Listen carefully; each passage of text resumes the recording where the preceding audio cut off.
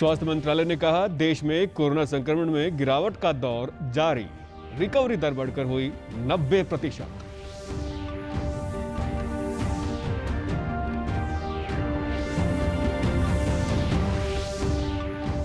मुख्यमंत्री मनोहर लाल ने कहा, वैश्विक कोरोना महामारी के दौरान सामाजिक संस्थाएं निस्वार्थ भाव से निभा रही हैं महती भूमिका।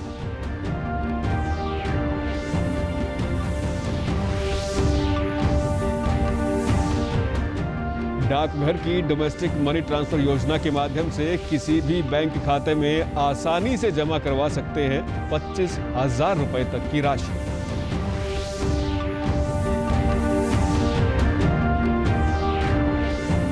और फसलों का भुगतान सीधे बैंक खाते में मिलने पर जींद के किसानों ने जताया सरकार का आभार। कहा, पैसे समय पर मिलने से हुई सुविधा। नमस्कार, मैं सुरेंद्र कुमार। अब समाचार विस्तार से। स्वास्थ्य मंत्रालय ने कहा है कि देश में कोरोना संक्रमण के सक्रिय मामलों में 7 मई के बाद गिरावट का दौर जारी है। इससे रिकवरी दर बढ़कर 90% हो गई है। आज शाम हुई एक प्रेस वार्ता में मंत्रालय के अधिकारियों ने कहा कि 10 मई को देश में 37 लाख से अधिक सक्रिय मामले थे, जो कि आज घटकर 24,19,000 हो गए हैं। लॉकडाउन और वैक्सीनेशन के भी सकारात्मक असर सामने आए हैं। मंत्रालय ने कहा है कि कोरोना के मानक नियमों का सभी को पालन करना होगा, तभी इन मामलों में और कमी आएगी।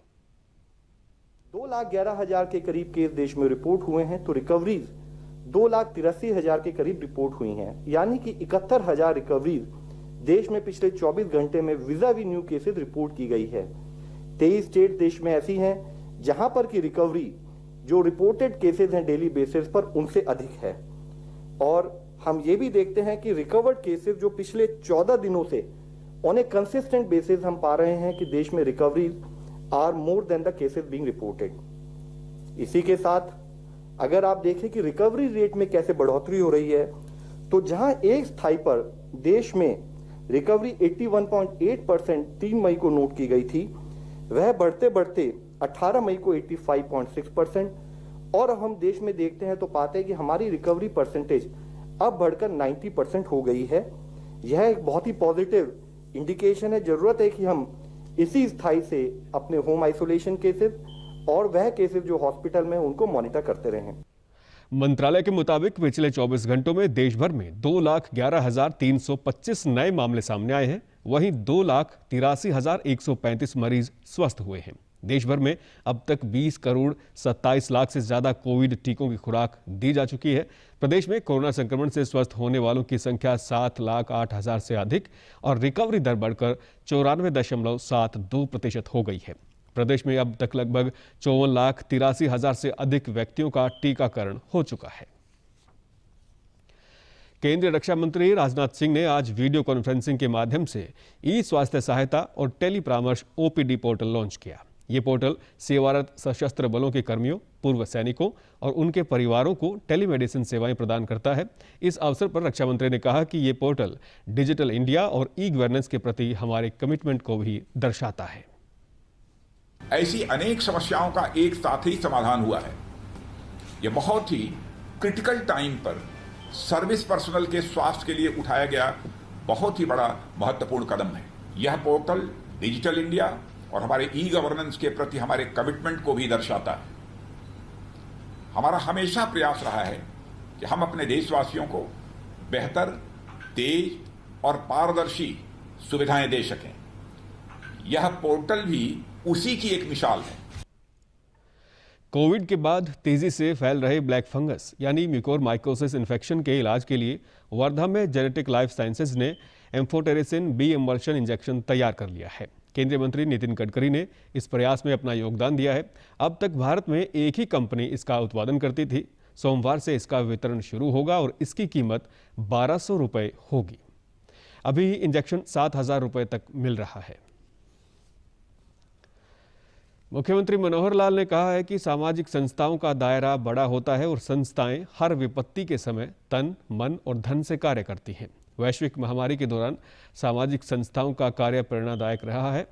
मुख्यमंत्री करनाल की 30 से अधिक स्वयंसेवी संस्थाओं, आईएमए, व्यापार मंडलों के प्रतिनिधियों से वर्चुअली बात कर रहे थे। मुख्यमंत्री ने कल्पना चावला मेडिकल कॉलेज में गंभीर कोविड मरीजों के इलाज के लिए extra corporeal membrane oxygenation machine, अतिरिक्त मेडिकल ऑक्सीजन भंडारण टैंक एवं सफाई के लिए जेटिंग कम सक्शन मशीन का भी लोकार्पण किया।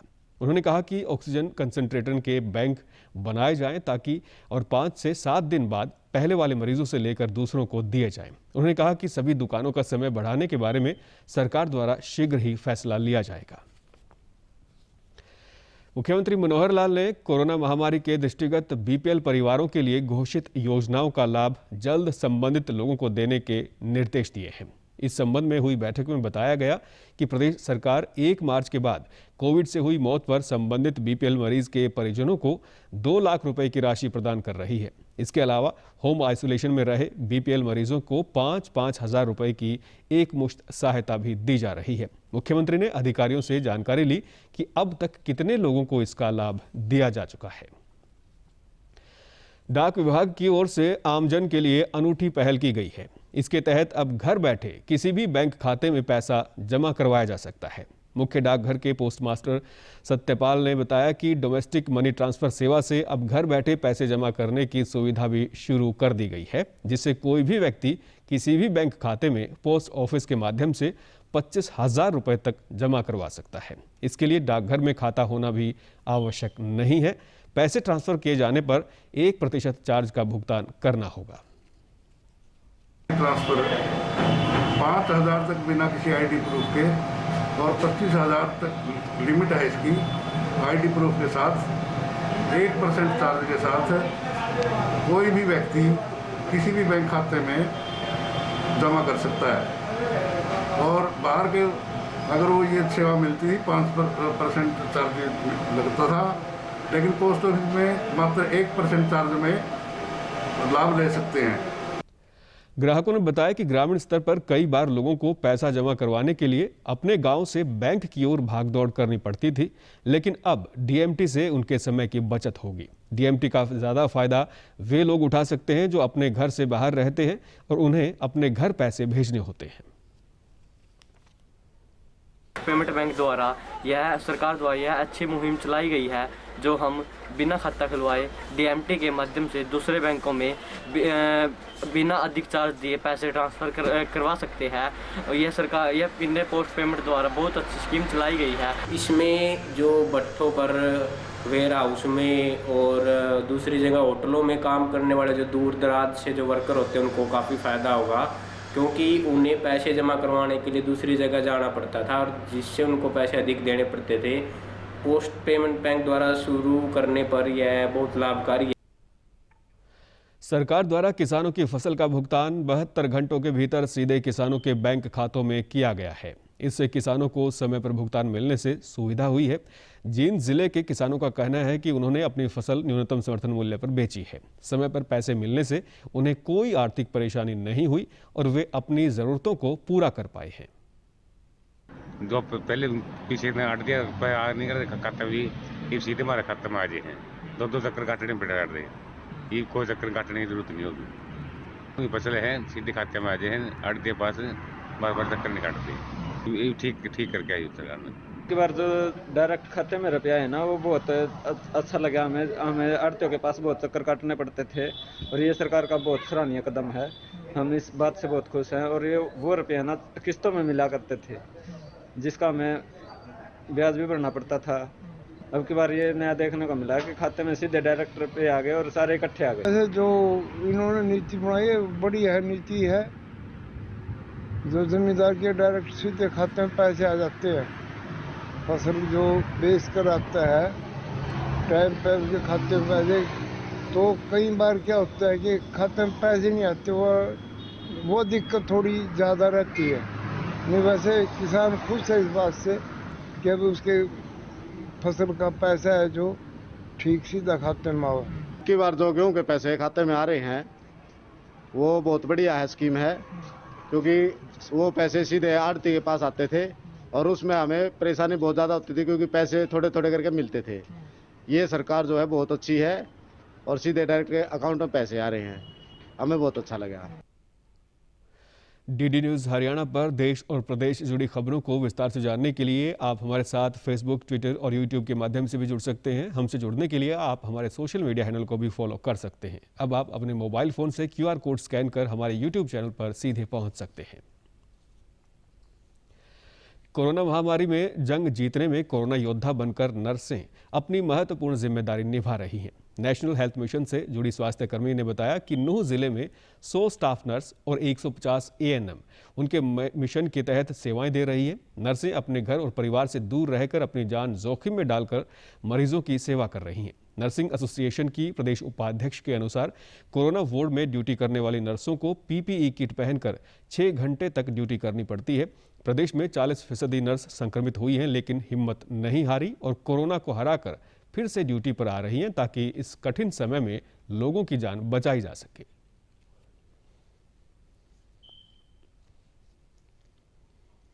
जो स्टाफ नर्सें हैं और जो है ना, मैं इनके पास दोहरी जिम्मेदारी होती है। इनको ना सिर्फ अपना घर संभालना होता है, परिवार संभालना होता है, बल्कि इनको एक कोरोना योद्धा की तरह मरीजों की भी सेवा करनी होती है। ये मरीजों के कोरोना मरीज जो होते हैं उनके सीधा संपर्क में आती हैं और इस दौरान हमारी सैकड़ों जो स्टाफ नर्स हैं ना, बहनें वो संक्रमित की हुई हैं, लेकिन किसी ने भी अपने काम से पीछे नहीं हटा और अपने काम को पूरी जिम्मेदारी के साथ अंजाम दिया है। अपने परिवार को इन्होंने ध्यान में दिया है। ये सदैव ही अग्रणी पंक्ति में खड़ी पाई जाती है।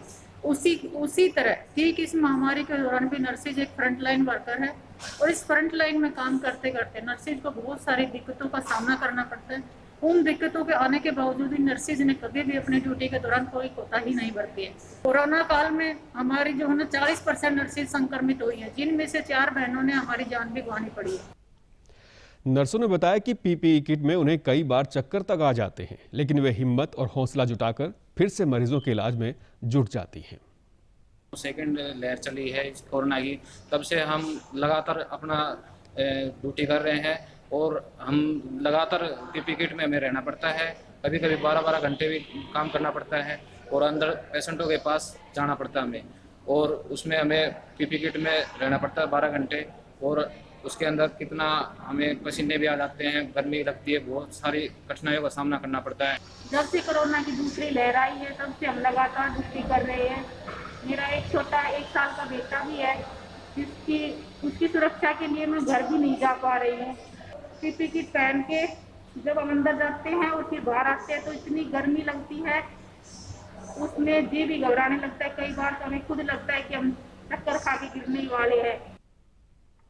फतेहाबाद में सभी स्वास्थ्य केंद्रों पर 18 वर्ष से अधिक आयु वर्ग के लोगों के लिए ऑन साइट टीकाकरण किया गया। इस संबंध में वरिष्ठ चिकित्सा अधिकारी डॉक्टर नवजोत सिंह ने बताया कि ऑनलाइन रजिस्ट्रेशन करवाकर टीकाकरण करवाने में लोगों को परेशानी आ रही थी। केंद्र सरकार ने लोगों की सुविधा के लिए ही ऑन साइट टीकाकरण का फैसला लिया है। उपमंडल अधिकारी नागरिक भारत भूषण ने बताया कि वैक्सीन मेगा ड्राइव के अंतर्गत ऑन साइट ही 18 साल से अधिक आयु के लोगों का आधार कार्ड देखकर स्वास्थ्य कर्मियों ने वैक्सीन लगाई। रजिस्ट्रेशन करवानी पड़ती थी ऐप के थ्रू, लेकिन आज सरकार ने मेगा ड्राइव वैक्सीन का शुरू किया है, जिसमें 18 से 44 वर्ष वाले लोग सीधा अपना आधार कार्ड ले जाके और वैक्सीन लगवा सकते हैं। तो मैं आपके माध्यम से लोगों को यही कहना चाहूँगा कि लोग ज़्यादा से ज़्यादा वैक्सीन लगवाएं और इस मुहिम में बढ़ चढ़ के हिस्सा लें। वैक्सीन लगवाने वाले युवाओं ने बताया कि सरकार का ये बहुत ही अच्छा कदम है। बिना ऑनलाइन रजिस्ट्रेशन करवाए उन्हें सिर्फ आधार कार्ड देखकर वैक्सीन लगाई गई, जिससे उन्हें काफ़ी आसानी हुई। पहले कई बार इंटरनेट के अभाव में रजिस्ट्रेशन नहीं हो पा रहे थे, परंतु अब ज़्यादा लोगों को वैक्सीन लग सकेगी।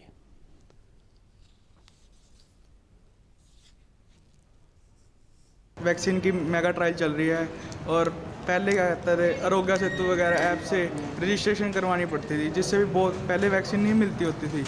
लेकिन आज से सरकार ने आधार कार्ड दिखाते ही अपना वैक्सीन लगा सकते हैं, तो ये बहुत अच्छा किया है। लोगों को वैक्सीनेशन जरूर करवाना चाहिए और मैं खुद एक 18+ हूँ और इस टाइम जो हमारी थर्ड वेव, जैसे कि आप सब सुन रहे हैं कि थर्ड वेव आने का बहुत ज़्यादा चांस है, तो हम यंग पर्सनस का बचना इसमें बहुत ज़रूरी है और ये फर्स्ट डोज भी वैक्सीनेशन की 80% असर करती है। तो मेरी आप सभी से यही अपील है कि जल्द से जल्द वैक्सीनेशन लगवाएं। बच्चे थे 18 से लेकर 45 साल तक, उनका रजिस्ट्रेशन नहीं हो रहा था और टीके नहीं लग रहे थे, जो कि आज सरकार द्वारा वार्ड में जा कर के घर घर जा कर के वार्ड में जा कर के साथ के साथ रजिस्ट्रेशन हो रहा है। टीके लग रहे हैं, ये बहुत अच्छी बात है पब्लिक के लिए भी और सरकार के लिए भी। सरकार ने जो घरों के पास आसपास रही धर्मशालाओं में और आंगनबाड़ी उसमें तो वैक्सीनेशन कर रही है। ऐप के जरिए हम लोगों को थोड़ी मुश्किल आती थी, अब बहुत ही बढ़िया है। पहले एक टीका मुझे पहले लग चुका है, एक मैं बच्चे के लगवाने के लिए आया हूँ। बहुत बढ़िया चीज़ है, एक टीके का भी असर काफ़ी हुआ है, मैं मरते मरते बचाऊँ। बहुत बढ़िया गवर्नमेंट ने किया है। अंत में इस बुलेटिन के मुख्य समाचार एक बार फिर। स्वास्थ्य मंत्रालय ने कहा, देश में कोरोना संक्रमण में गिरावट का दौर जारी, रिकवरी दर बढ़कर हुई 90%।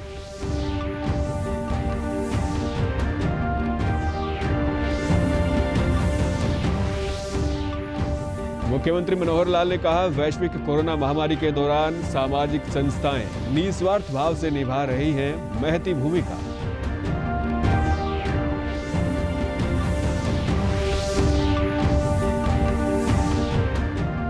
डाकघर की डोमेस्टिक मनी ट्रांसफर योजना के माध्यम से किसी भी बैंक खाते में आसानी से जमा करवा सकते हैं 25,000 रुपए तक की राशि।